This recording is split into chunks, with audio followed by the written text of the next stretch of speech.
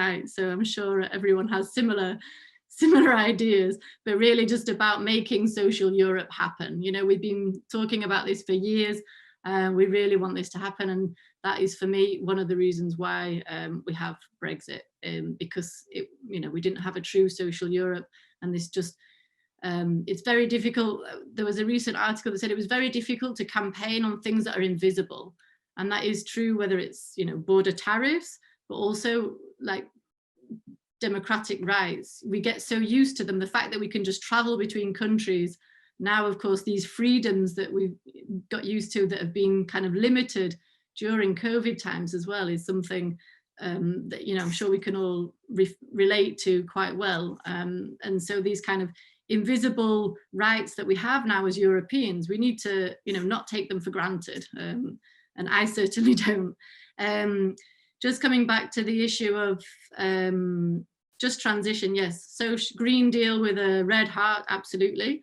I very much agree with this. And, you know, it's also about, I'd like to see real systemic change. And I think that the Green Deal is bringing that on to a large extent. But I think, you know, these are the type of discussions that I think we wanted to happen 10, 20 years ago, and they're happening now. So now we don't have much choice on how we do the ecological transition, which I think is, you know, unfortunately then making everything so much more urgent, let's say, in that respect. You know, now there's the discussion on, should we have gas as the transition fuel? We might have had that choice 20 years ago, but now we're looking at a different story. So just some of those things. But this is very much about the work that we've been doing also on climate is also a lot about access to justice in litigation, legal rights, but also information, data, education, the financial tools, the innovative tools. And so this is something that we also looked at in the climate aspect, let's say, and also looked at models of participation. Again, more of, you know, how to bring it in for climate, but that, you know, you can put it,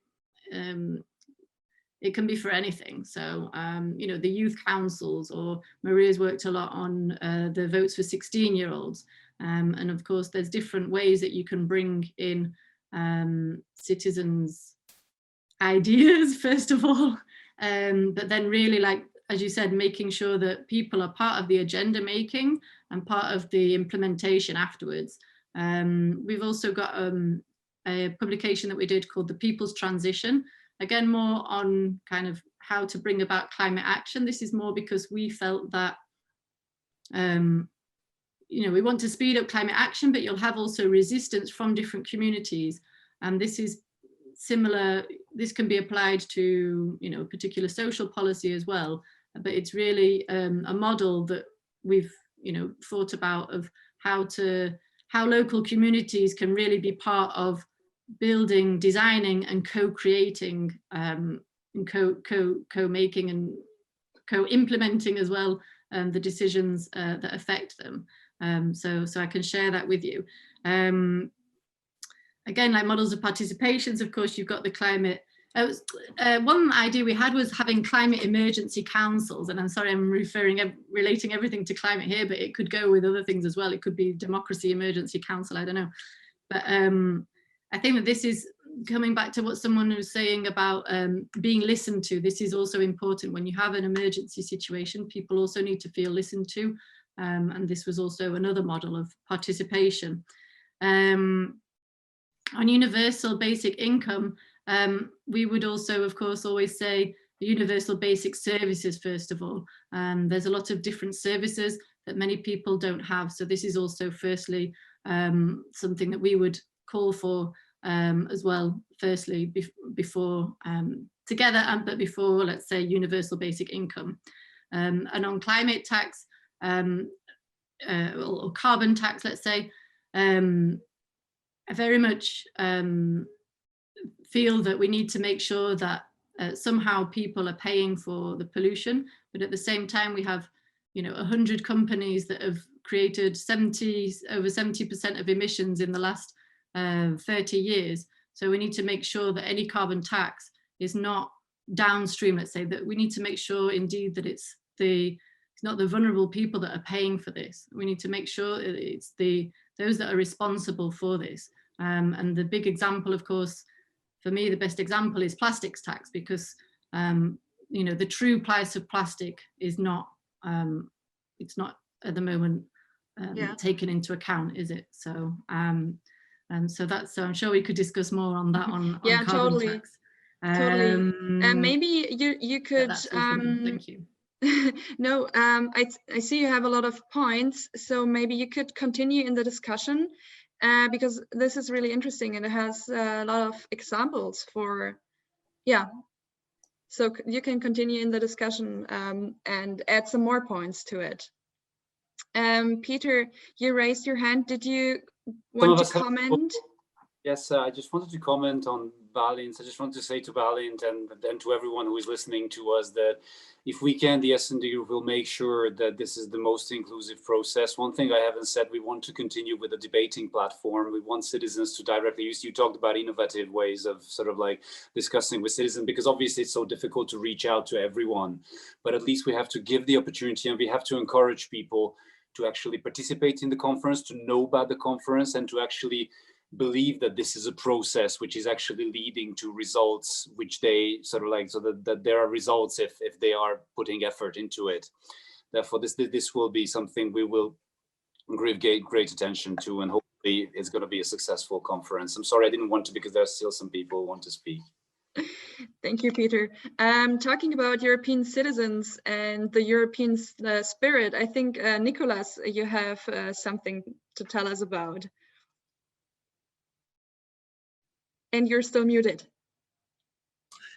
Yes, no, hi to everybody. For those of you that don't know me, I'm Nicolas Desantis.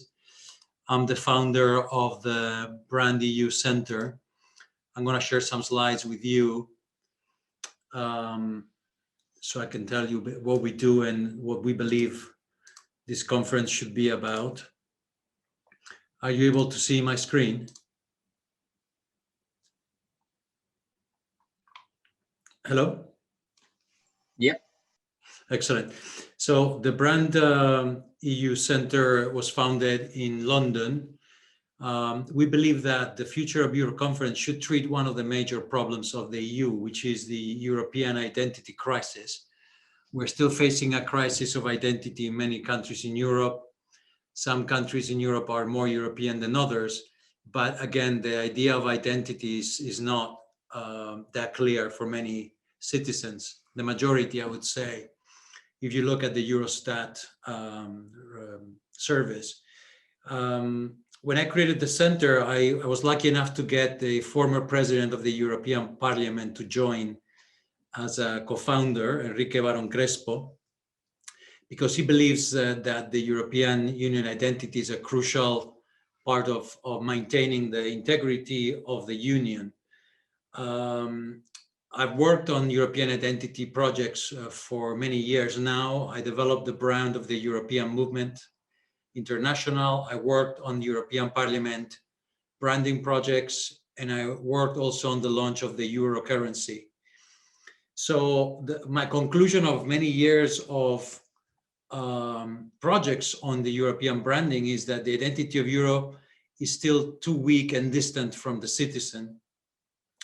And back then in the 90s, I was predicting that as we were enlarging and deepening the European project, this would generate some negative reactions from other countries. So the Brand EU Center mission has been to create and foster a brand of Europe that people can connect with, and that it's also a friendly brand. So why did we create this project? In 2016, there was the State of the Union address by Juncker, and back then he recognized that there was an existential crisis. Also, because of Brexit, we were starting to talk about a referendum in the United Kingdom, and the effects of that referendum were not very clear. If you see the changes of Europe, if we look at the 1990s, we had major geopolitical changes. We had the fall of the Soviet Union, the Balkan Wars, the Maastricht Treaty came into play, we had the Economic and Monetary Union, we had the launch of the euro, we focused on further enlargement, and we accepted 8 European nations. This, for any organization, is a lot of work. And the problem of identity is that the assimilation of this within the European Union construct was not really that clear for many citizens across Europe. The issue with symbolism of the European Union is that it's very institutional, it's very distant, it's not emotional enough. We all, well, not in the UK, but most people carry the euro in their pockets, but still is not enough to create that sense of identity that we need to perceive Europe closer to the citizens. The other factor is that the EU construct and governance is extremely complex. It's complex for experts. Imagine for the citizens that need to try and figure out how the EU work. And Brexit, I think, has showed us how easy it is to attack the EU due to its distant image and weak brand identity. I mean, part of our role as an institution and think tank was to fight Brexit and to dismantle a lot of the lies that we were having during the Brexit referendum. This was the image, a lot of the image of Brexit to people in Britain was that this was the best thing that the country could do and that it was going to be an amazing future as we left the European Union. But we know that reality is very, very different. So a lot of what we do is to bring the fact that the brand of Europe needs to be strengthened. We do this through media and communications. We write many publications on the situation with the brand of Europe, federalism, identity, and issues relating to the image of Europe. With our publications and our activities, we have lobbied the UK Parliament in many cases to talk about the fact that the European citizenship was going to be lost, but millions of people in this country. So one of our campaigns was passed by the House of Commons about the fact of the loss of European citizenship. And we co-signed a letter to Theresa May to defend the rights of European citizens in the UK. So as I said, the European Union construct and federalism and semi-federalism are very, very complex concepts to communicate. So a lot of what we do is to explain those. And we do a lot of educational activities, not only in Europe, but also across the world. This is, imagine, in the University of Wyoming, explaining to students in college what the European Union is and what it's trying to do in the world. So we're very active in communicating the power of Europe. And we do that also with to children. We have created Captain Euro, which is the superhero of Europe. We have developed comic books that we sell on Amazon. Captain Euro has had a lot of coverage in the media around the world. We also launched a project for teenagers, which is a brand of fashion called 12 Stars that you can also find on the website of 12stars.com. And that is basically to show you what we're doing. We do believe that, and Brexit was a clear example of how fragile the European Union is. And the fact that I think European identity to you might be something that you completely get and understand, but to most citizens is a very distant concept. And that is one of the major problems that I would address in this conference. Thanks. Thank you, Nicolas. Thank you for that. Reese, or? Yeah, sure. Yeah, it's Reese. Yes. So, hey, everyone. So it's lovely to be here. Thank you for inviting me. I suppose I'm here on behalf of Model European Union Strasbourg. For those of you who don't know what an MEU is, essentially we stimulate European decision-making for youth. And in the case of MUS, we invite 200 people every year to the European Parliament in Strasbourg, where they step into the shoes of politicians, interpreters, lobbyists for a week. And as Nicolas said, EU governance is complex. So what better way is there to learn than by doing? And I suppose here, I don't have a lot more to add. I was very happy to listen because I feel that so many important things have already been mentioned. So I'll try to be very brief. But first of all, I would say youth. I know that some people already emphasize the importance of not only consultation, and I could not agree with that more. So too often is youth involvement reduced to consultation as opposed to meaningful participation. And too often is a no end product. So too often are we used as tokens to achieve a political goal. And I fear, to be honest, my impression is that is already the intention with the Conference of the Future of Europe. That's my own personal impression. I sincerely hope that I'm wrong, and I'd better be wrong. Otherwise, I fear that there'll be more disengagement and disillusionment. Secondly, inclusion, I feel, is integral. So one important thing about our conferences is really trying to reach out to people, for example, who maybe haven't been consulted, maybe haven't been approached or involved with the European Union previously. There's also, of course, large rural metropolitan divides. The digital divide now as well is more prevalent than ever with COVID-19. These are all things which somehow the Conference on the Future of Europe is going to have to address if it wants to be truly inclusive. I appreciate there's no easy answer here, but we have to strive to tackle that. Otherwise, we will not have a conference which is reflective of the entirety of Europe. And for me, if it's not reflective of the people of Europe, it's not really a conference at all.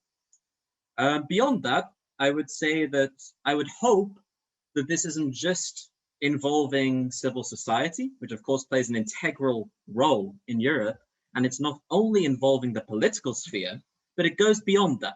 Because too often our conferences on anything EU related really dominated by voices from civil society and the political sphere, which of course is great to a certain extent, but it doesn't reach outside of the bubble.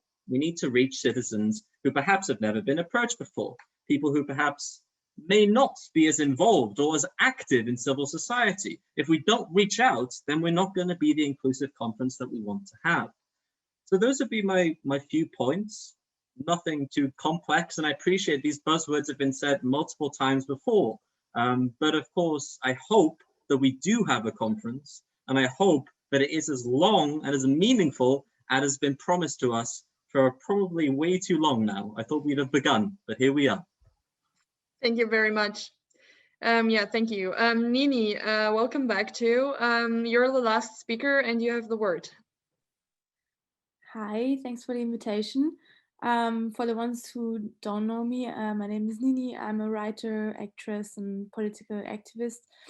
And yeah, I mean, there are many things already said, but I really want to add that from the things from my perspective, from an activist perspective, because my team from Pulse of Europe and we since 2017, we have been working 24/7 to strengthen the European awareness in Austria among the general public. And we've been active in the cities as well as in all Austrian regions in cooperation with the European Citizens Forum. And we organized regularly citizens forums that dealt with EU cohesion policy and future of the European project.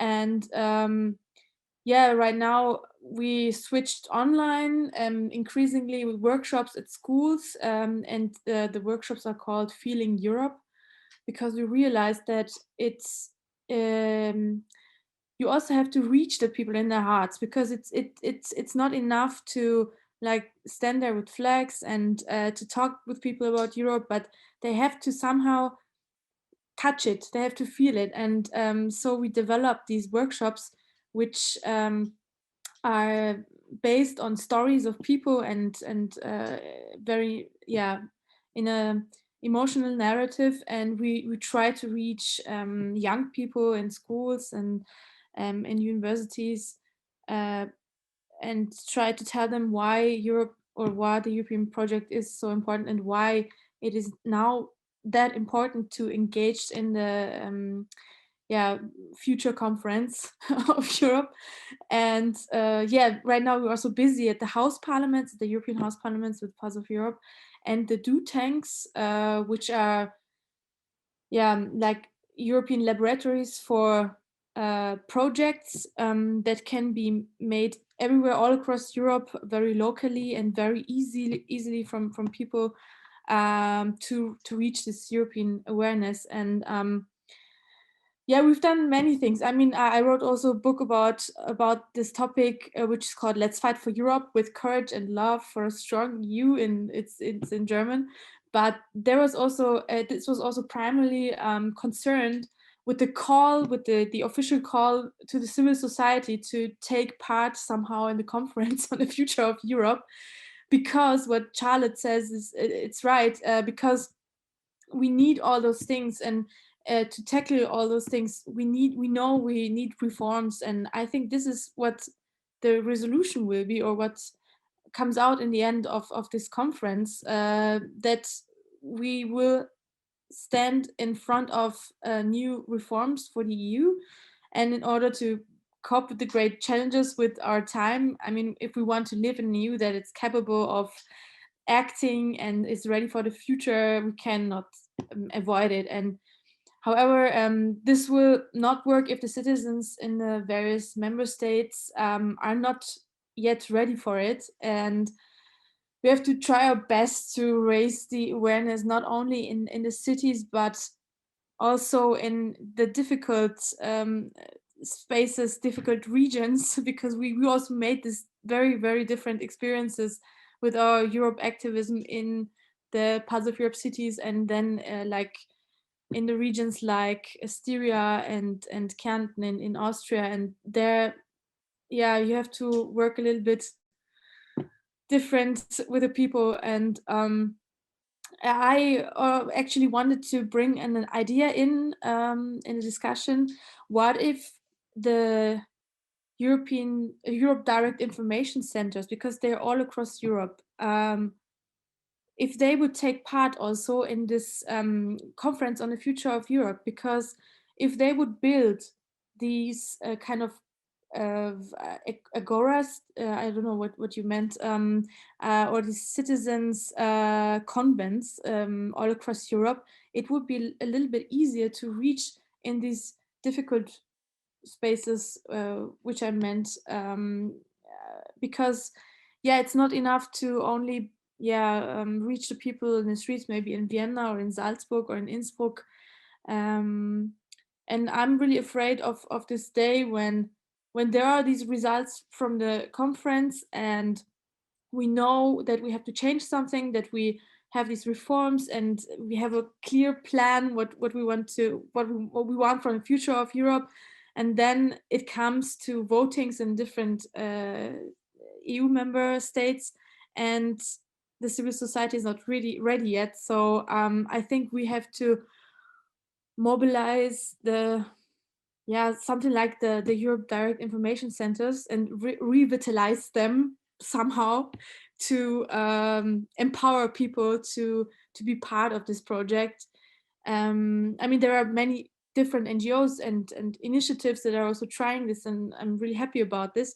But I just thinking practically, they are already there and all across Europe, and we just maybe would need to activate them. So let me hear about your ideas about it. And one last thing I want to add is that it's very, very, very important that we cooperate with media, and that we have partners, like real media partners in every member states, because without them we can just not raise the awareness only just by being active in the streets or something. We need them by our sides, and it has to be also framed in a positive way and empowering way for the citizens.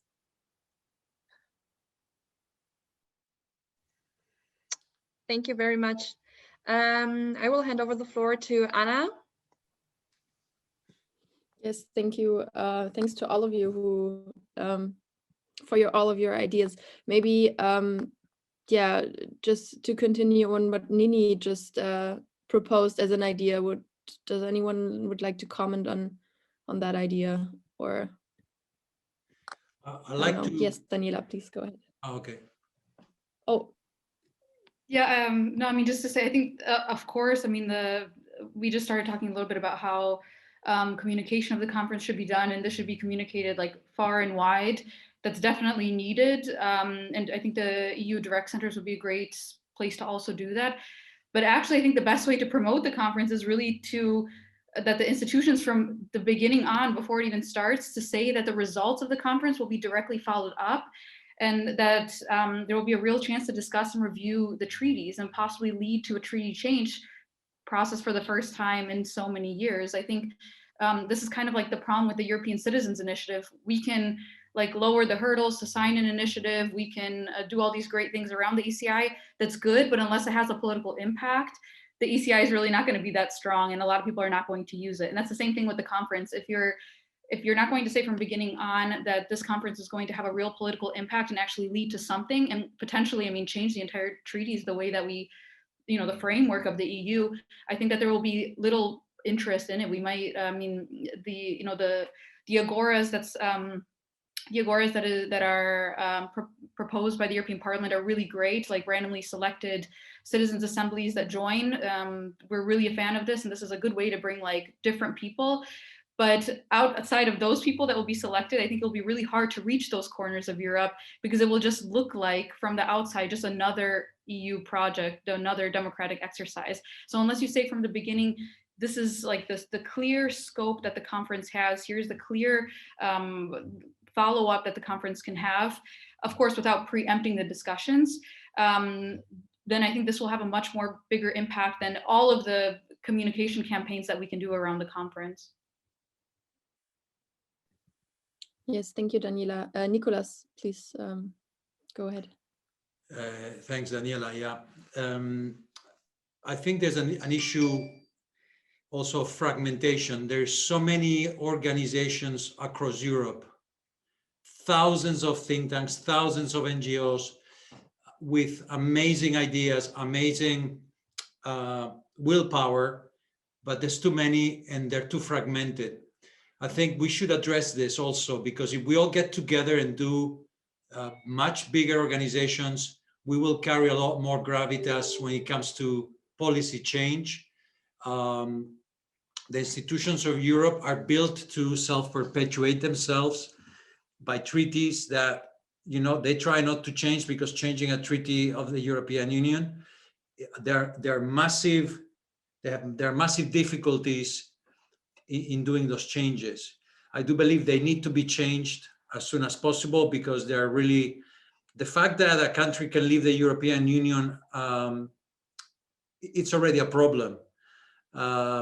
I think this is an issue with Brexit. Brexit only happened because we had a political party in this country that was at a civil war with itself, and they had to solve that problem. And for that problem, similar to what happened with Trumpism in America, we saw a Nigel Farage making the Conservative Party fight among itself so that it could trigger a referendum. We cannot have a future of Europe so fragile, left to some demagogues to destroy. There's too much work has been put over the years to build Europe.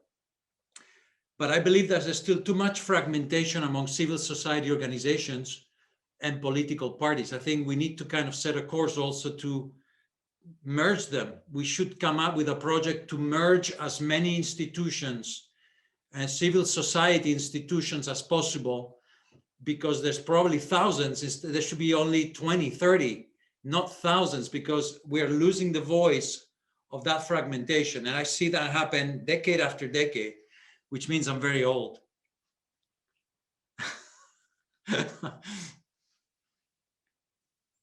Yeah, that's it.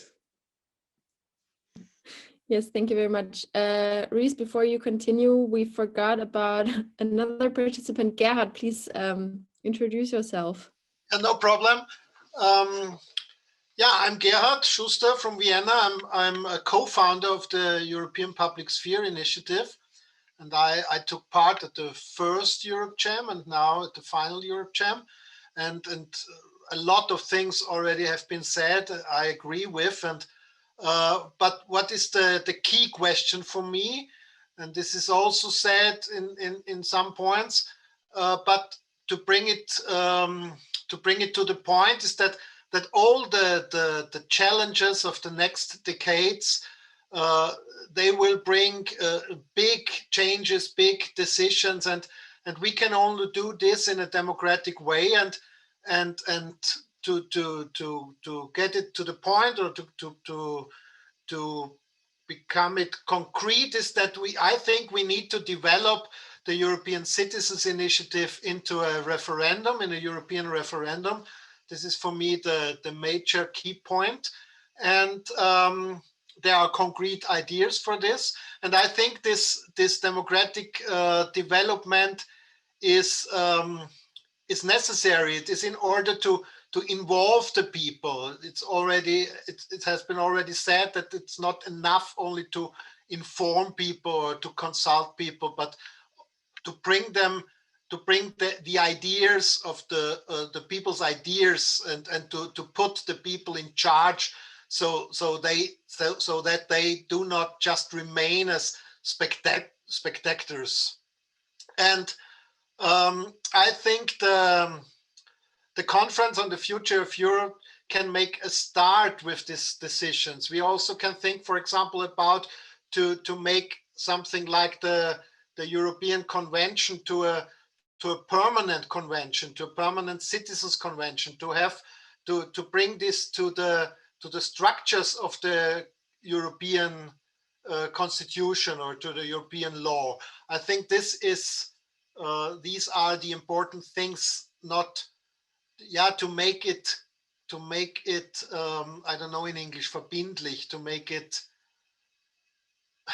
Binding.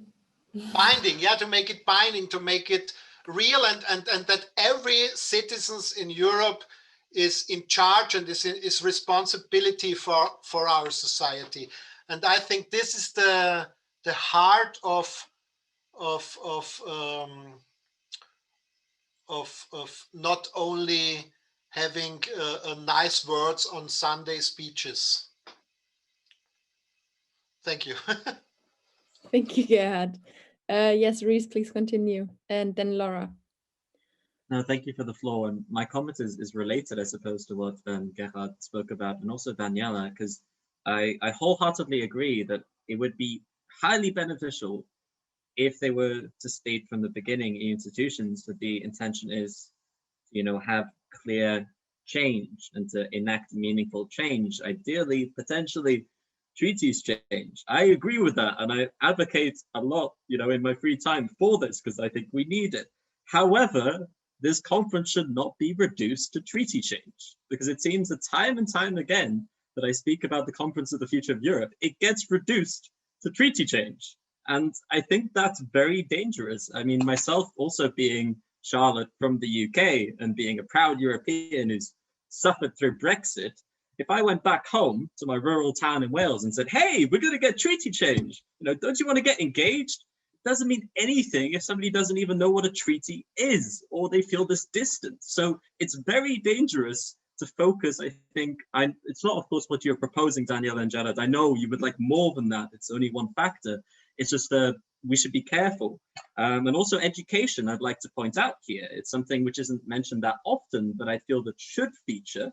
And likewise, the methods by which we go around and execute the conference itself.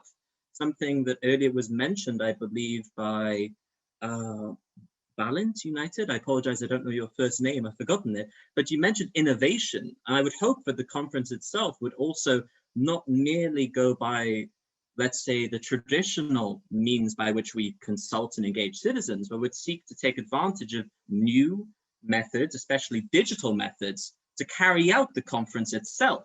Otherwise, it would be a wasted opportunity.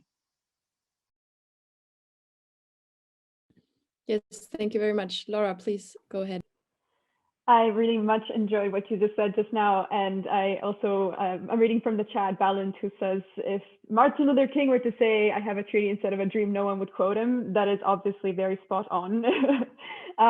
But I definitely, you guys brought up something that I also wanted to mention, which is really about, besides creating specific expectations and objectives for the conference, I think that participants should be informed as to what they can expect to change, because I guess they will all come to this conference after being completely, inflated in their expectations about how this can turn out to become something of a major change.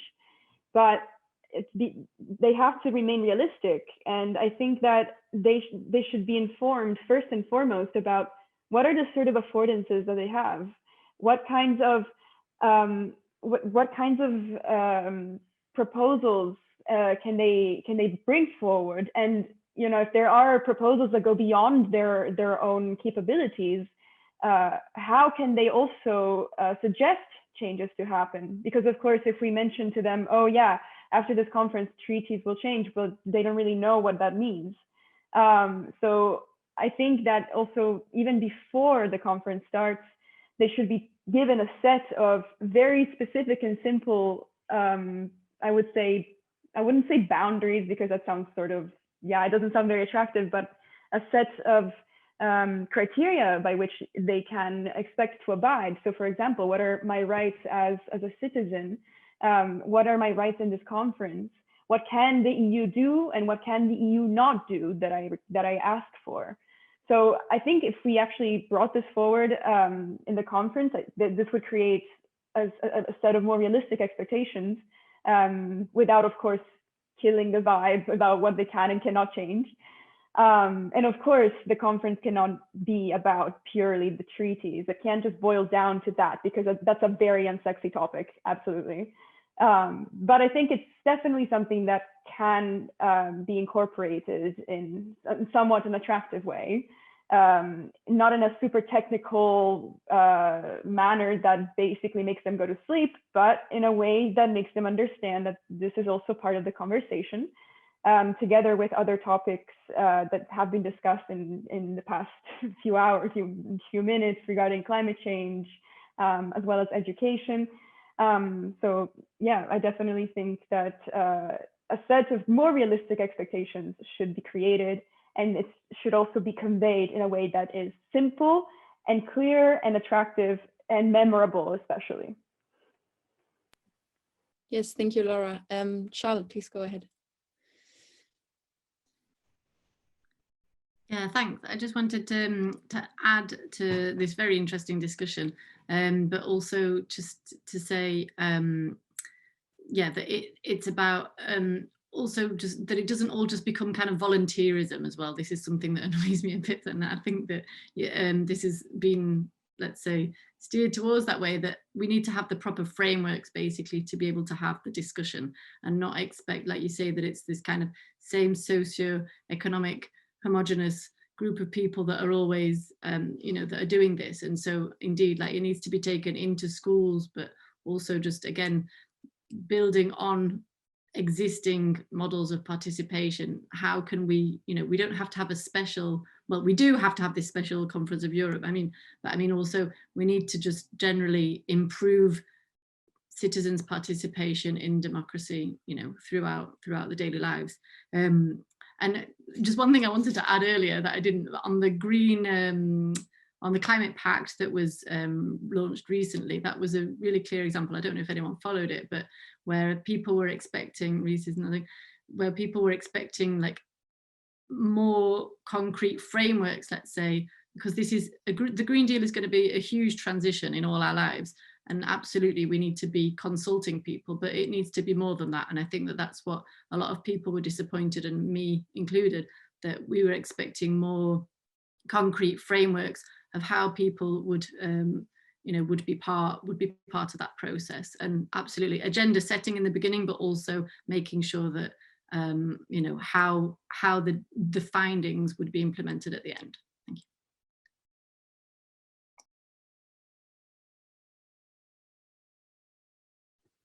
Yes, thank you very much. Anyone else likes to comment? Yes, Peter, please go ahead. I just wanted to come back also on the issue of, you discussed the, so we need to basically consult citizens on things that matter to them, and speak to them, not in a Brussels bubble language, but, and then so that treaty change, what we just mentioned before. A little bit the complication there is that you have some issues which are actually which necessitate treaty change, but that's the ultimate aim. The actual discussion needs not to be about that. So basically, what we shouldn't talk to citizens about the social protocol to the treaty, but we need to talk to them about the issues that will actually change their everyday lives. And somebody said here that you know, if we mention the treaties, people have no idea what the treaties are, and I totally agree that.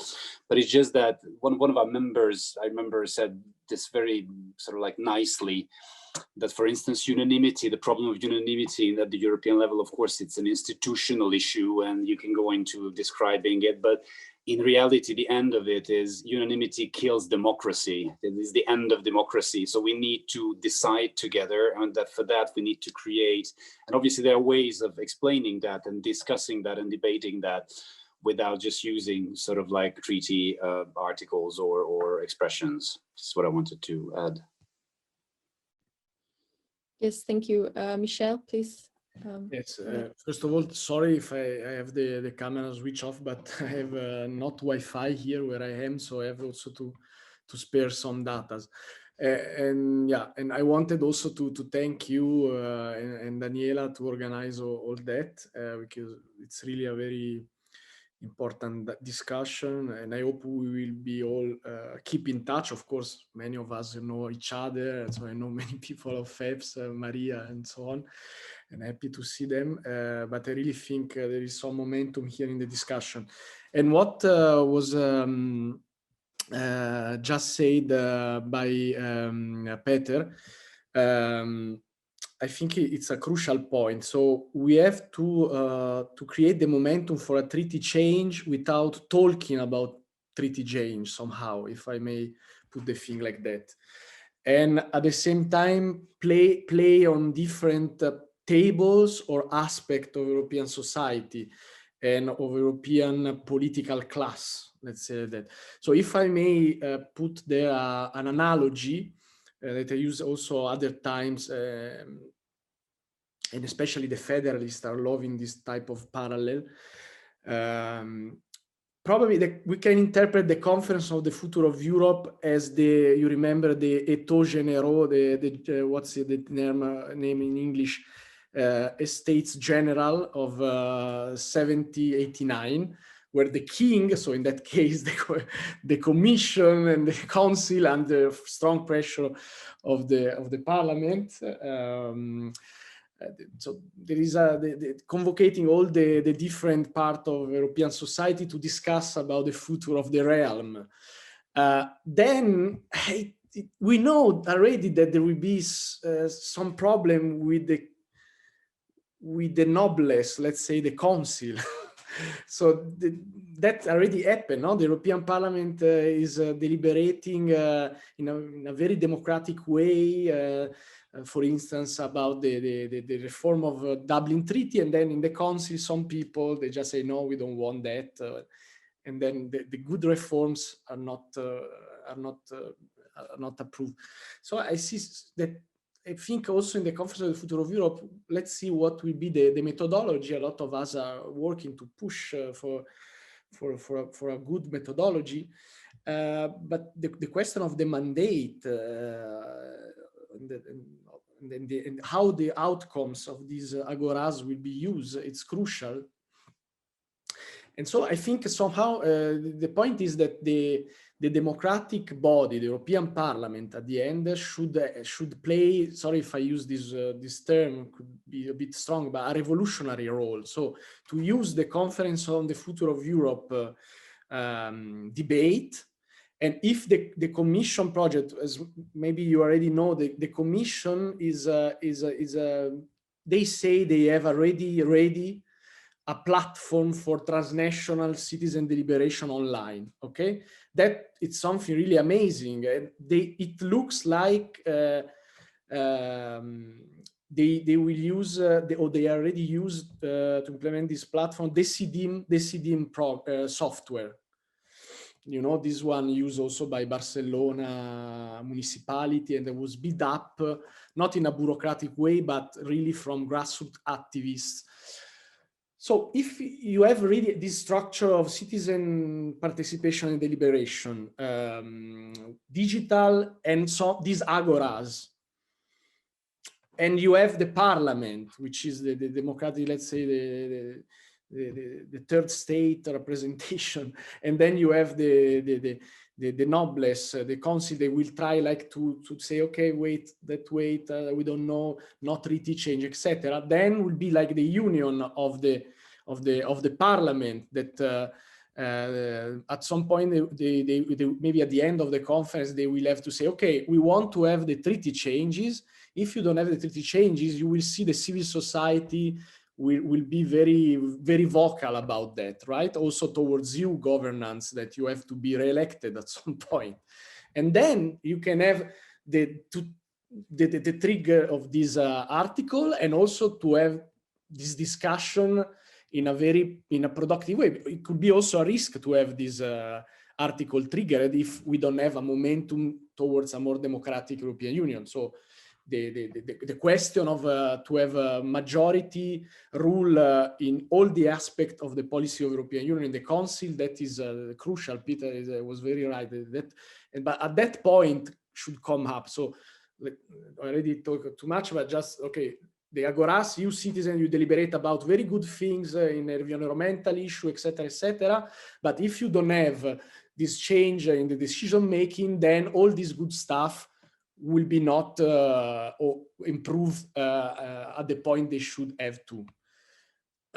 And then after the majority, you could also introduce, I mean, the avant-garde, not the Jacobins, let's hope, because the Jacobins, I mean, they had, but let's say the Federalist avant-garde could use the trigger of 48 to then push towards a constitution. And that, I mean, we cannot imagine, so we can imagine our mind, but that will be a historical process. We have to say stage by stage how we can intervene to go there. Sorry to be a bit long.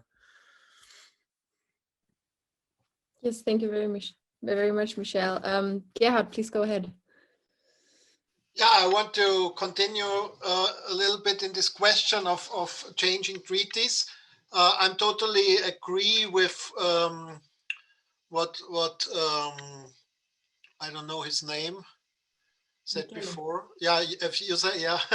And but I think it's also a question or a matter of education, that rights and laws and also contracts are in some way the stuff of which society is made. It's the material of society. We work in laws, we work in contracts, and I think this is also important not only for every citizens but also for an active civil society to bring their proposals in the form of laws, in the form of concrete changes of the contracts. Because, how to say, like an artist who form his sculpture out of stone, we as social artists, we form our society, or we create society in the forms of laws and treaties and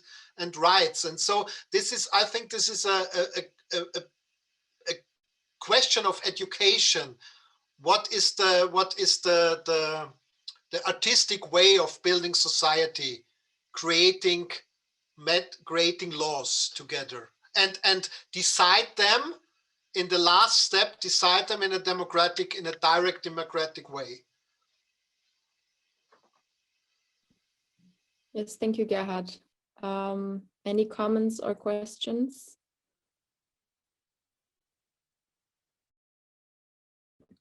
Go ahead, Peter. Yeah.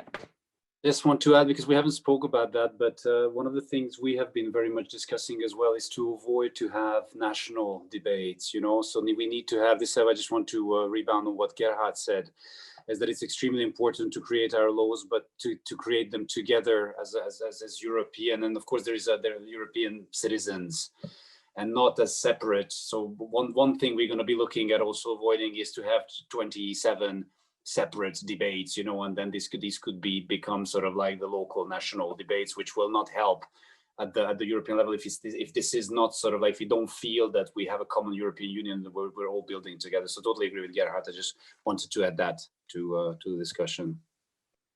Yes, thank you. Daniela, please. Yeah, maybe as a one of the last questions. I mean, we spoke a little bit about what the role of citizens in the conference would be, but I wonder if some of you have given thought about what the role of civil society would be in the conference, because I think civil society will really be key in the structure of the conference and about how to really shape the results. We just need to, I mean, so many of our organizations here are working on this, but just to keep up the pressure on the institutions, but also work together with our friends in the parliament on this. I mean, I totally agree with Michele that yes, the conference it's a tri-institutional effort, but I think we'd really like to see the parliament really, you know, as the House of Citizens' voices, to really be the ones like spearheading this. So I see like the role of civil society organizations maybe as like part of a civil society forum of some kind to like monitor and constantly review how the process goes, to be like that liaison between the citizens and the institutions. And maybe organizations can apply for it, or the organizations who have been following this process for a while could be part of this. But I know that there's the commission, it was announced just last week, we had with the Citizens Take Over Europe, we had some members of MEPs and from the commission and so on, a public hearing with them on this topic. And it was announced that the commission is working on this, I think they called it a digital deliberative platform. So some kind of like online platform that will really allow for this transnational debate in real time. We don't know exactly what that looks like. I don't know if anyone really knows what that looks like yet outside of the commission, but this would be really interesting. I mean, what kind of role maybe civil society would have on this platform, because especially if the conference is going to start anytime in the next few months, and hopefully it does under the Portuguese presidency, it will be likely in a really digital format. So it will be just more important what this platform will look like, and what kind of role then will external actors, I mean, I guess like us, civil society organizations, where we will have there. But yeah, I'm wondering if anyone else has given a little bit of thought to how civil society can look like in the process. Thank you, Daniela. Laura, please go ahead. Well, I thought that when you mentioned civil society, perhaps it can be people or societies that are familiar with deliberative methods and can actually maybe able to shape the methodology of the conference. Because I feel like the way that if institutions were to only organize this by themselves without some kind of external support that actually has been in touch more perhaps with citizens, and of course the parliament also has, but I still feel that civil societies might be closer to citizens in a way. In a way, I think civil societies in the category of facilitation and democracy and decision making can help to sort of shape the structure a little bit, coming up with a methodology that can somehow be guided from beginning to end. So for example, providing guidelines for participation, how should they create a conversation that is civil and that is respectful, and which gives equal amount of speaking time to all the participants of this conference. And of course, throughout the process, how can these ideas be implemented? How can they be synthesized in a constructive way? I think that civil society in that sense can have a very significant technical role to play in order to ensure that the conference becomes well organized and which continues to be focused with a purpose, especially in the role of the follow-up. I think that's definitely a role. And I know that there are so many civil societies out there, including also what most of us here do, which is very much specialized in these kinds of moderating roles or deliberative methodology roles. So I think they should definitely be involved. Thank you. Balint, please.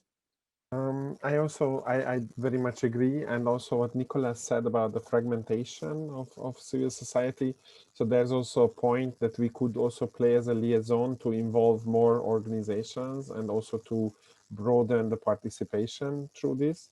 So we could kind of create some sort of, how to say it, like not a guest list or something like this. I don't know what's the proper phrase for that, but sort of like those organizations that could help in the dissemination previously, because, for example, the European Youth Forum or European Youth Press are really good, let's call them liaisons for youth, engaging youth.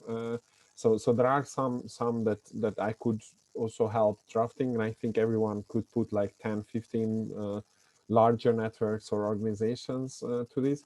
So dissemination would be one. And the second is also to influence a little bit the topic. So like to collect those ideas that might be interesting, even asking directly politicians specific questions, like to have some sort of what is it going to be about?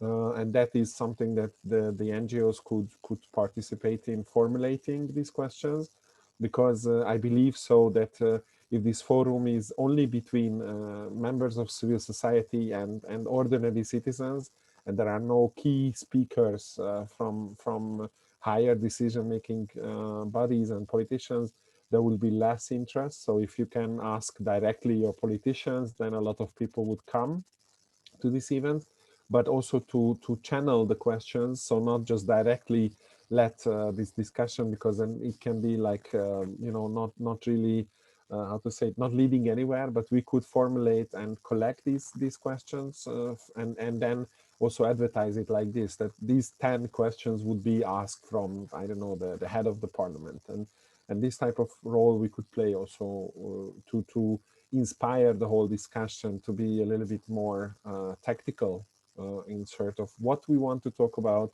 what is needed to talk about, but not to fringe it to have like 100 not so important questions come up. Yes, thank you, Balint. Reese, before you continue, I would like to say that we only have a short time left, and after your part, I would like to gather some key takeaways from this session. So maybe if you could also start on that, Reese, in your comments. So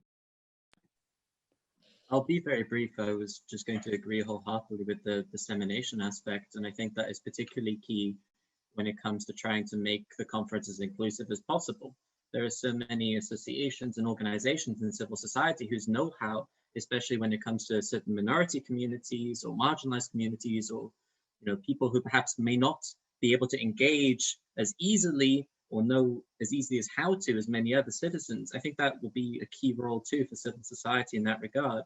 And I'm still worried about this digital divide, especially with more and more conversations about this being digital.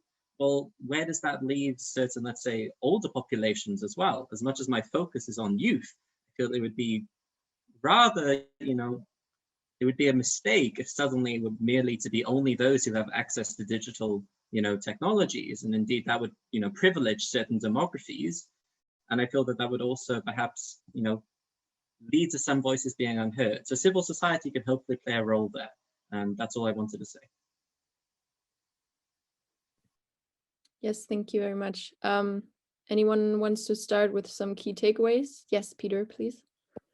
I want to say that I really like the reflection on many of you said on uniting. We have to get our voices heard, and we have to help the process of getting more and more citizens into this debate. And I think that you will work, in different organizations where we can. But the thing is, I think, I'm not sure who said it, but is that we are not united enough. And I think that we need to all work together, because we have a very clear idea of Europe. We fight for Europe, and I think it's important that we unite against those, and we mentioned that tonight as many times, against those who want to deconstruct Europe, because it's there, unfortunately, and sometimes those forces are really well organized, and therefore we need to organize as well to make sure that this becomes a participative project. And maybe one last thing is that, and this also comes to those, we actually talked about it a lot as well, the youth, yes, which is digitalized very often, but sort of like the older generations. I really, really hope that we will be able to come back to normal sort of like life, and that we have normal events. And I think our group will very much favor that, to go to the member states and have debates, sort of like physical debates where people can actually attend, come and discuss Europe. We very much hope in that. But for that, I think it's also very crucial that the conference is extended, you know, and that we're not looking into the timeline which was initially considered. That's all I wanted to say. Yes, thank you very much. Anyone else? Yes, I'd like to, Peter, I agree with you. I'm the one who mentioned the fragmentation. And yes, there are enemies of Europe everywhere, in every country. And depending on the circumstances, they'll become probably more powerful or less powerful, but we cannot risk that kind of situation. What I would like all of you to take away from today, I think from what I've said, is always keep the issue that the European identity needs to be a topic that you always talk about, because no matter what you do in whatever area, if the European identity keeps being weak, no matter the efforts you do, you will be struggling against the tide. So as the European identity gets stronger, your world will get stronger. If the European identity gets weaker, no matter what you do, voices will be lost. So keep it always as a key topic on your discussions, because I think that we cannot build a European future without a strong identity. I also think I would like to propose that if you all, I will be in touch with all of you through Democracy International, but I would like to invite you all as organizations to join Brand EU as collaborators, because obviously we're about the brand of Europe. And I think it's, for us, it's a non-political message, although we're pro-European. It's a non-political approach to talk about Europe when you talk about the brand. And the brand can be many areas, from the environment to civil rights to any other issue.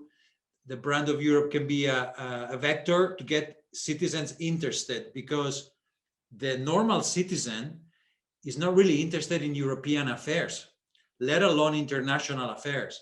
So we have to face that reality as well. It's what I said about complexity. The EU is too complex. And look, it's complex for us. Imagine for the common citizen. So unless you've been a young person in Erasmus and you've gone through the application of Erasmus, and Erasmus is one of the things close to your heart, citizens are really distant from the project. So I will invite you all to join us in collaborating in projects. We are planning a forum to discuss the identity of Europe issue. We don't know when because of COVID, because we would like it to be presential. But as things stand, it might have to be a virtual forum. But I would like to invite you all to attend. Thank you. We will be there. Thank you. Thank you, Nicolas. Maria, I saw your hand was raised, so maybe as a last contributor to this event, just go ahead, please. The very last, oh my God, okay. pressure increasing. No, I mean, as perhaps in the last round, because I think that in the last round, I tried, to bring about a little bit more of optimism, of, positivism, a little bit more of hope. I guess since, you told me I'm the very last one, I will focus on that. I do think that, at least we were able to outline the challenges, that we as engaged civil society organizations and as Europeans we're facing. But even today, we already got, I would say, even a very good idea, to have, let's say, a more comprehensive list, which Democracy International has already compiled, build it further, keep in touch throughout the preparatory stages, implementation, and even follow-up of the Conference on the Future of Europe, and really just being there for each other. I mean, I do appreciate Nicolas' invitation, FEPS, the S&D group, etc. We are all mobilizing, our forces exactly to create these sort of spaces where these issues can be further discussed. So, it goes just really perhaps directly to a plea to Democracy International to keep the conversation going.